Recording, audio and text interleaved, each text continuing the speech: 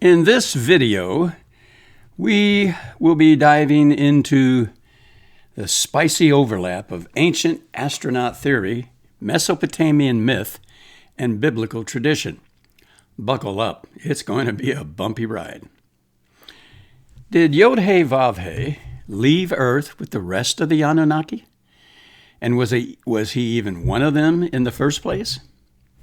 The short answer: there is no historical or theological evidence that YHVH, the God of Israel, ever left Earth with the rest of the Annunaki, because in mainstream biblical tradition and our Jewish theology, YHVH was never part of the Annunaki. That concept arises from modern mythologies, like those spun by Zecharia Sitchin, Paul Wallace, and other ancient astronaut theorists, not a traditional view of ancient texts themselves. That being said, let's take a look at the long and brain-tickling answer to this question. To lay the groundwork, we must first ask the question, who are the Anunnaki? In Mesopotamian mythology, Sumerian, Akkadian, and Babylonian, dating back to nearly 9,000 years ago, some 3,000 years after the Younger Dryas period, at about 2,500 years before the first words of Torah were written down, the Anunnaki were a group of deities often associated with the heavens or outer space, the underworld, and fate versus destiny. There were many gods, not one, part of a polytheistic pantheon, often connected to the big three, Anu, Enlil, and Enki, the Christian Trinity, anyone? Followed by a pantheon of lesser deities or alien astronauts. They didn't exactly leave Earth. That concept comes from 20th century reinterpretations, especially from the written works of economist-linguist Zecharia Sitchin, who claimed the Anunnaki were extraterrestrial beings from a planet called Nibiru, located on the outer edges of our solar system, aka Planet 10, who came to Earth to mine gold, Earth's natural resources, and they were the group responsible for genetically engineering humanity from an evolving hominid, likely Homo erectus. In Sitchin's view, they left Earth around 2000 BCE or a little later, promising to return. Cue the spooky second coming music. Is or was YHVH, Hashem, one of these Anunnaki? Well, YHVH, as introduced in the Hebrew Bible, especially post-Exodus, is a singular, non-corporeal, transcendent deity, often in sharp theological opposition to polytheism.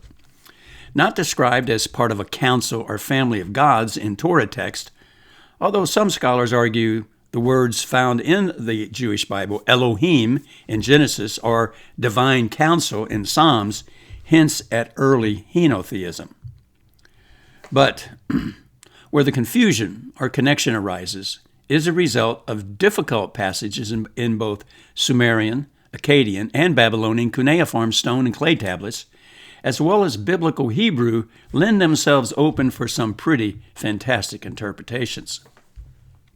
Some scholars and fringe therapists point out that early Israelite religion had roots that interacted with Canaanite and Mesopotamian belief systems brought to Canaan by Abraham, who was from Ur and Haran in Sumer.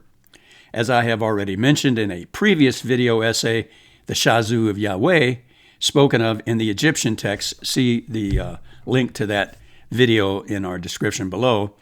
These are seen by some scholars as a clue that YHVH may have started as a desert deity, possibly linked to Edom or Seir, or southern Midian, a bit of a jaunt from Sumer.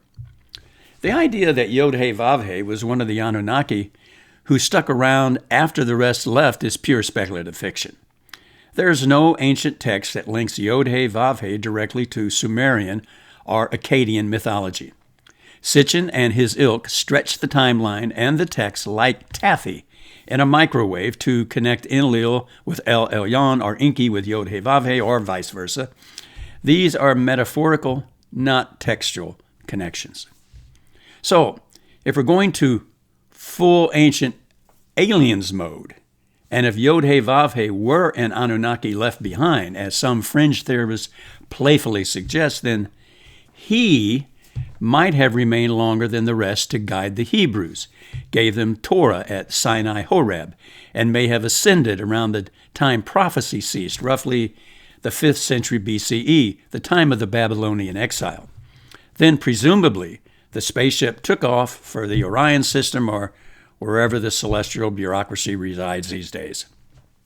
However, in traditional Jewish theology, YHVH, Hashem, Adonai, never arrived or left. It is eternal, omnipresent, and not bound by space-time. I look forward to your ideas and comments on this topic of aliens and gods coming to Earth and interacting with humanity. If you would like me to look into this a little more with you, please drop a comment down below saying you would like to see an expansion on this. But until next time, I'm going to ask you to please like and subscribe and share. And I want to wish all of you a very, very happy day and shalom.